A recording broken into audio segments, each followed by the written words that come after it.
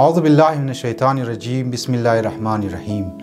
عزیزان گرامی، ہماری بیس انسانی شناخت، جہان بینی، آئیڈیولوجی کے بارے میں تھی۔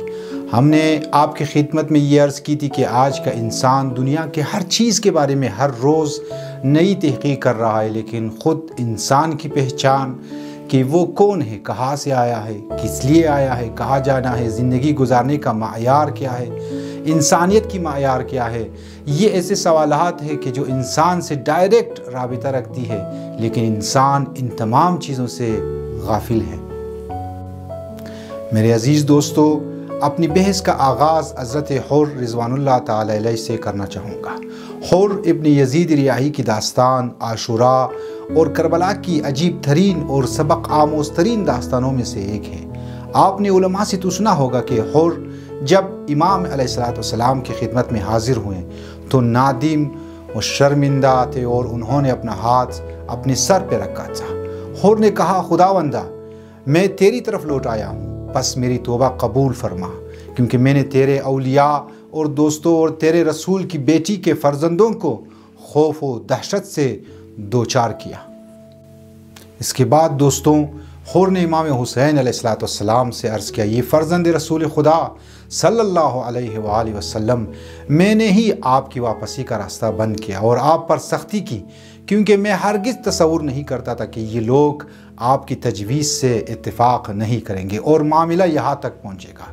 کیا میرے لیے توبہ کرنے کا امکان ہے؟ امام علیہ السلام نے فرمایا، ہاں، خدا تمہاری توبہ قبول فرمائے۔ لہٰذا اس طرح حر امام عالی مقام کے رکاب میں شہید ہوئے۔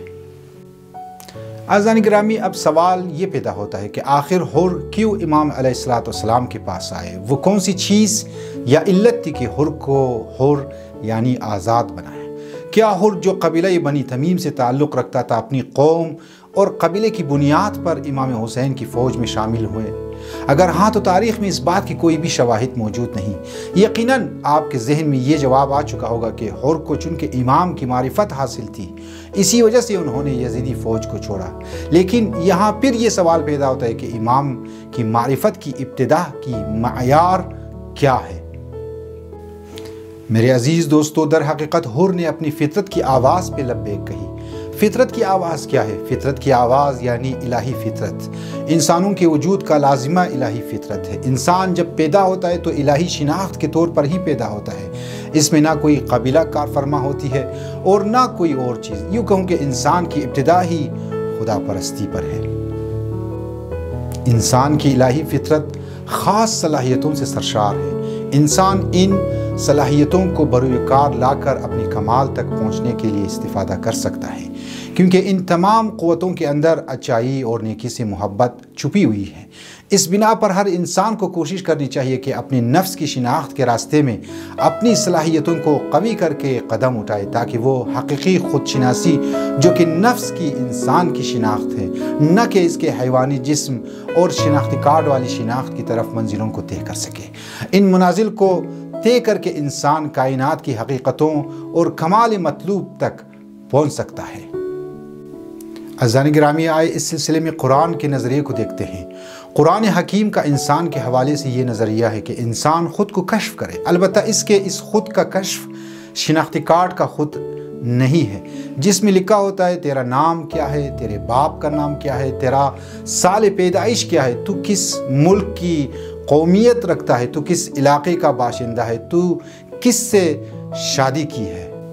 قرآن کریم کا خود جو روح خدا کہلاتا ہے، جسے پہچانے کے بعد انسان اپنے اندر شرافت، بزرگی اور بلندی محسوس کرتا ہے اور اپنے آپ کو اخلاقی پستی میں گرانے سے بچاتا ہے، اپنے تقدیس کو سمجھتا ہے اور اخلاقی اور معاشرتی پاکیزگی اس کے لیے بلند اقدار بن جاتی ہے۔ قرآن کریم انسان کے ایک منتخب شدہ شخصیت ہونے کے بارے میں گفتگو کرتا ہے۔